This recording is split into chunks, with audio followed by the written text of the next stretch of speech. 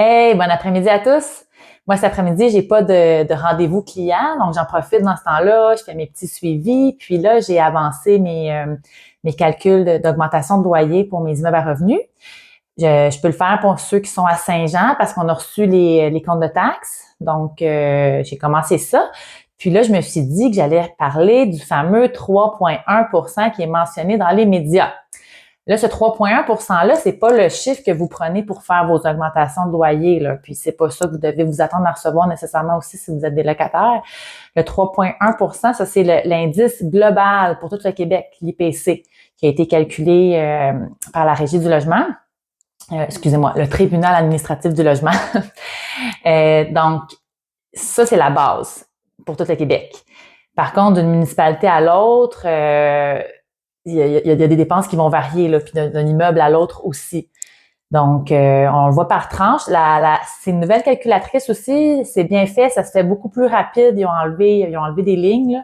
Dans le fond, on peut plus écrire les frais d'entretien de l'immeuble dans le calcul pour l'augmentation.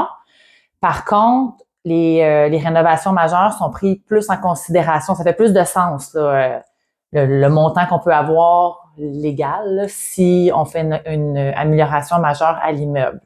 Donc, moi, je trouve que c'est bien ce qu'ils ont fait.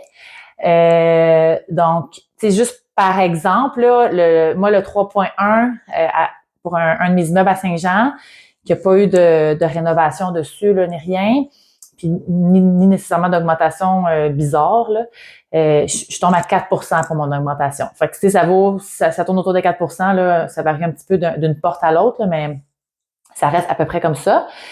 Puis, tu sais, la calculatrice, comment qu'elle est faite, là, ça m'a pris à peu près 5 minutes par porte pour faire mes calculs. Donc, ça vaut vraiment la peine de l'utiliser, de pas tourner les coins ronds, de pas écrire n'importe quoi. Donc, investisseurs actuels, je vous souhaite bonne chance avec ça. Puis, futurs investisseurs aussi, si vous avez des questions, vous pouvez m'appeler, n'hésitez pas. Donc, je vous souhaite une bonne journée. Puis, on lâche pas. Bye!